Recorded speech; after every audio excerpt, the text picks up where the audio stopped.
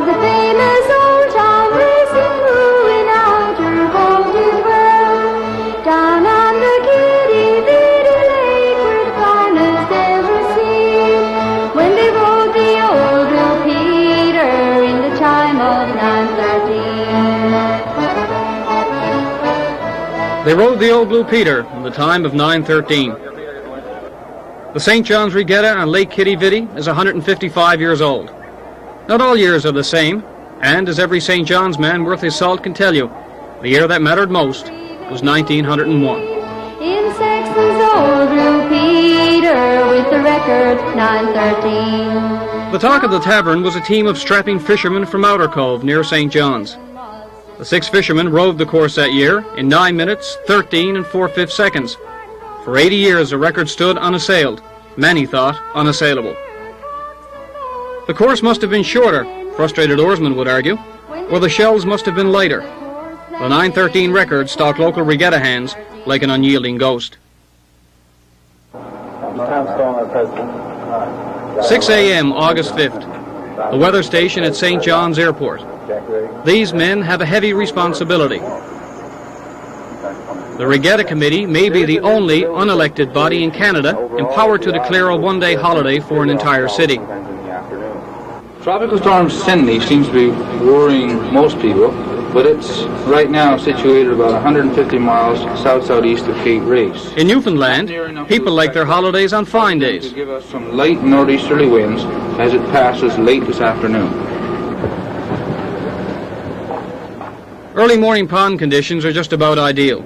By 8:30, people are pulling their cars tight to the shoreline. There's a feeling abroad that this won't be an ordinary regatta.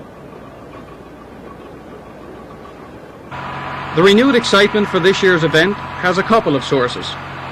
There's rekindled enthusiasm here for many aspects of local history, from seafaring lore to the old wooden postcard buildings in the downtown section. The second reason is less abstract. It's solidly rooted in the manly sport itself.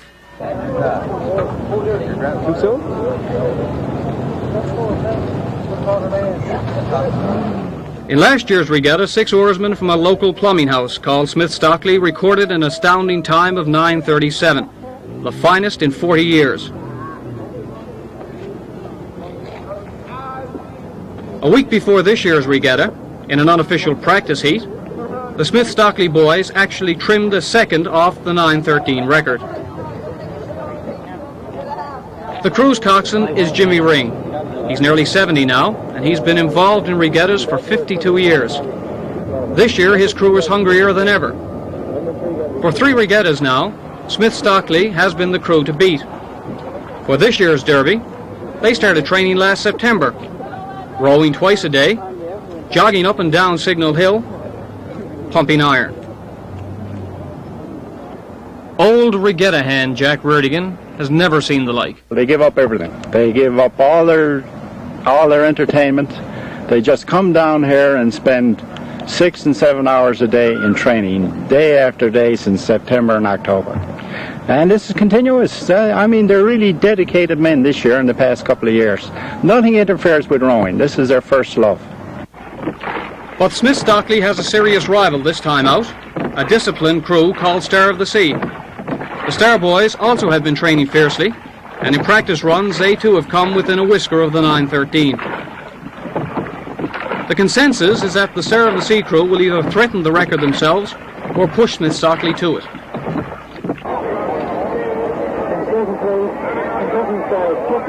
At 10 a.m. on Regatta Day 81, Smith Stockley enters the general workers' race amid high excitement.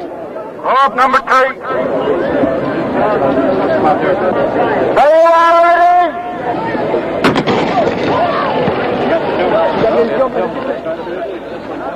Pond conditions are excellent. Many feel this has to be the moment. Rarely does a crew get 2 chances under these calm conditions.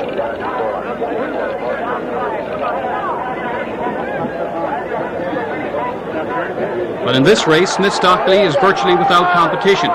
They aren't pushed. The crew rows hard and even, and they win the race hands down.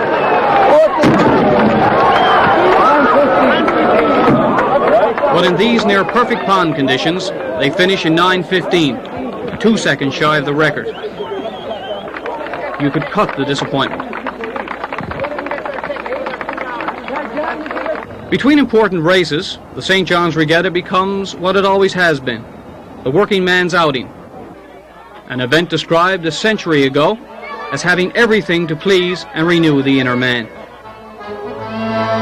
Oh, well do I remember that far Regatta time, with fortune wheels and hot-beer cars and old Dobbin in his prime, and the pork and cabbage dinner, and for lunch the old rovine. The bets were down and sweepstakes won when they made the 9:13. Little has changed at the Regatta. It remains the lakeside carnival, with a heavy emphasis these days on stuffed animals and low-rent gambling.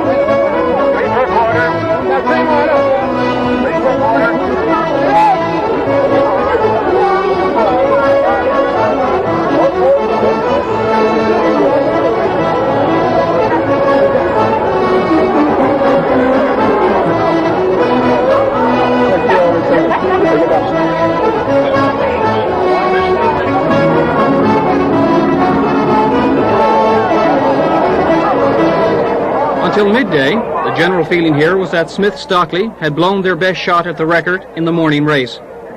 But as the next key race approaches at 2 p.m., the mood begins to shift. Instead of freshening, as everyone had expected, the wind actually has dropped. In this race, Smith Stockley will run head-to-head with the arch-rival, Star of the Sea.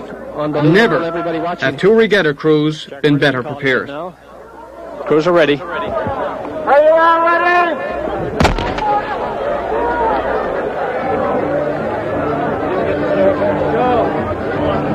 The St. John's Regatta is the only one in North America where the shells have fixed seats. It's also the only one where the crews must negotiate a 180-degree turn around buoys at the halfway mark in the course. Rounding the buoys, Smith Stockley have a minor problem, but their recovery is swift and sure. They've rounded the mark in 4.5 minutes, and threatened by the Star of the Sea, are hauling hell for leather up the pond.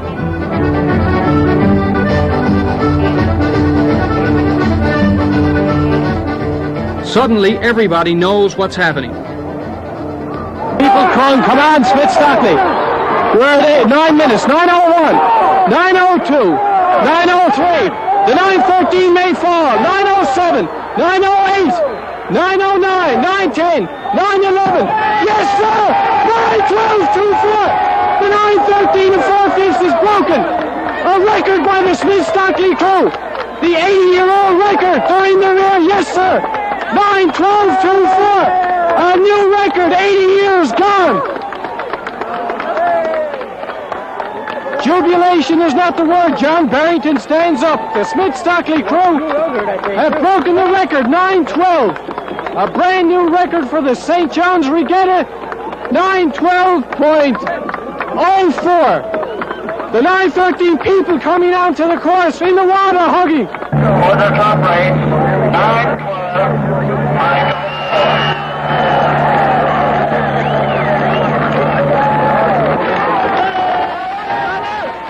The 80-year-old regatta record did not fall by accident.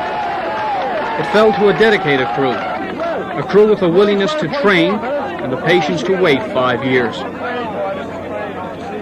It was a record that was there for 80 years, and everybody that ever rode knew about it and dreamed about it. And we practiced hard for 5 years, really hard, and we finally, this year, we knew we could do it, you know, and we did it. What was the key, John? What was the key to it all that you managed to row 9:12? The skipper holding us together, that was a big thing, right? And the hard work that we did, you know, everybody worked hard. Nobody ever really thought about how good we were.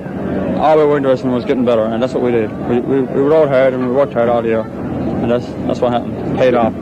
Jimmy Ring waited a long time for this. He and the crew will collect $7,000 in prize money and 7 gold medals struck in 1910. The medals cost $25 then. Now they're worth 10 grand.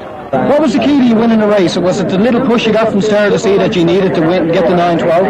What it all boiled down to, we were after the medals. We knew we could take the medals.